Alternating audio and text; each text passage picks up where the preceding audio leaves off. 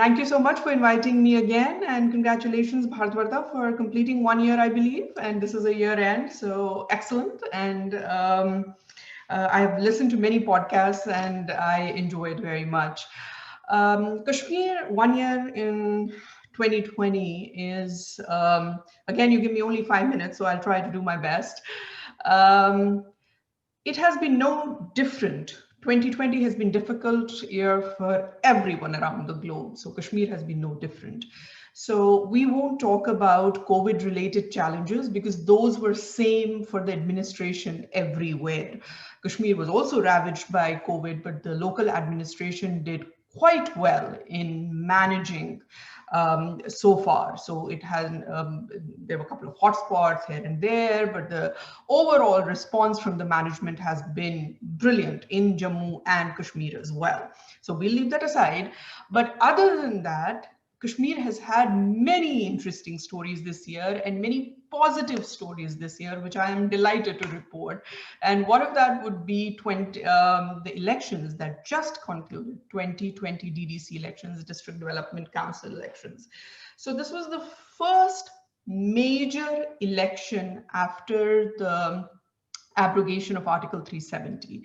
I have always said that for Narendra Modi government and for the union government and for any government really, three things are very important that they do in Kashmir to make sure for a lasting legacy. First is conducting free and fair elections, which is very important in Kashmir case.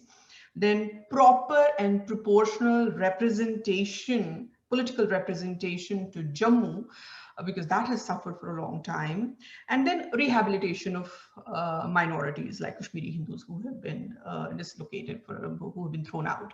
So these three things, on these three things, the first thing, which is the free and fair elections, first major elections of DDC were conducted.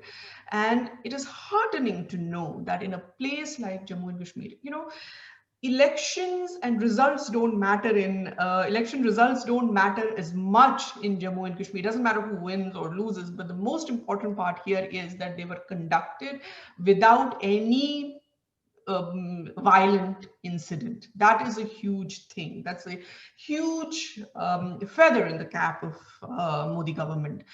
The fact that they were able to maintain peace after Article 370 and then conduct these major elections without any major loss of life or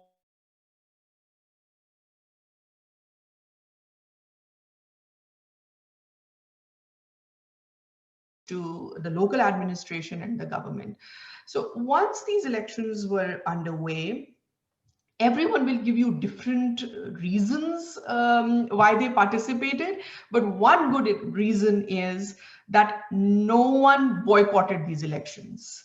A huge group of people had said that PAGD, People's Alliance for Gupkar Declaration, commonly known as Gupkar Alliance, they will boycott the election, or the individual parties will not participate, or they will fight via proxies, but none of that happened. Everyone participated, and one excellent thing that has come out of this is that you can ask the bitterest critics of India in Jammu and Kashmir or this government, they will all tell you that it was a free and fair election.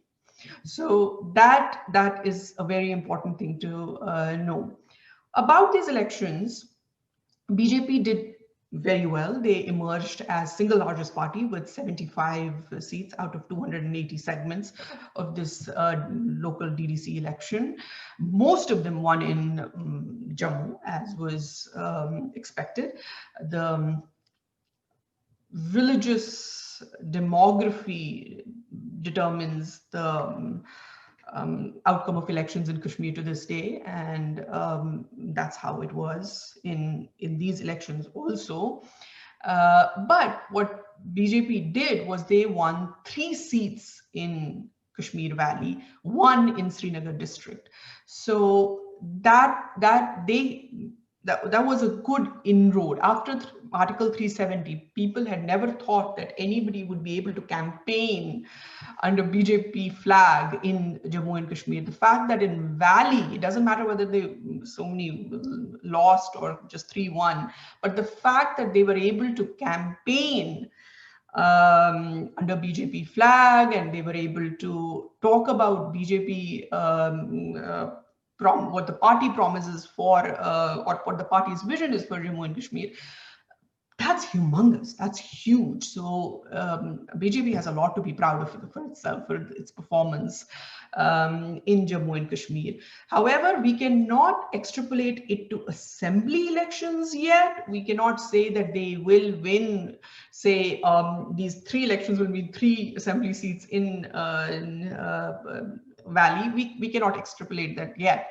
But the fact that elections happened is a wonderful thing. And a lot of people from Gupkar Alliance said they voted, and they fought the election only to keep BJP out. I think that's a great reason to participate in the democracy, to keep one party out. It doesn't matter what reason you participate, but the fact that you participated.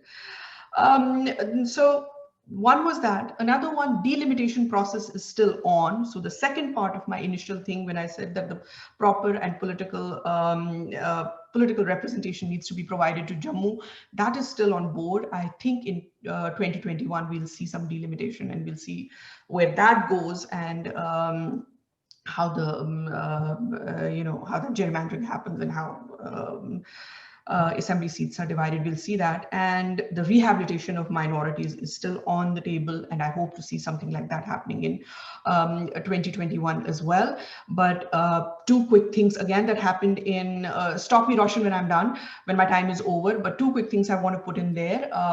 The domicile law, which I have talked about in detail in my previous podcast here and written about it. You can look it up. But the fact that the domicile status was increased, and a lot of people can now claim domicility, or you can be a resident of Kashmir, a domicile of Kashmir after 15 years of residence, is a huge thing. The land laws, again, you can now buy land for industrial purposes in Jammu and Kashmir, and you don't even need to be a resident, or you don't even need to be a domicile for that, is again a huge thing. And the last most important thing that is very dear to my heart, that they actually passed a law now where Kashmiri and Dogri is a state of recognized language. Up until now, many people will be surprised to know that it was only Urdu and English. I mean, it's funny, both languages don't even belong to the state, but those were the official languages. So now I'm delighted to say that Kashmiri, which is the original language, and Dogri, which is the language of Jammu, has been incorporated. So that law was also passed. So, this is broadly what has happened. Kashmir is a sunny spot in India right now. Obviously, the challenges as far as terrorism are concerned, those continue. Our forces have been fighting, but now going forward, we have to look at Kashmir from 2 prisms. One is security, one is national security, and one is local politics. And I spoke about local politics here, but national security, that continues.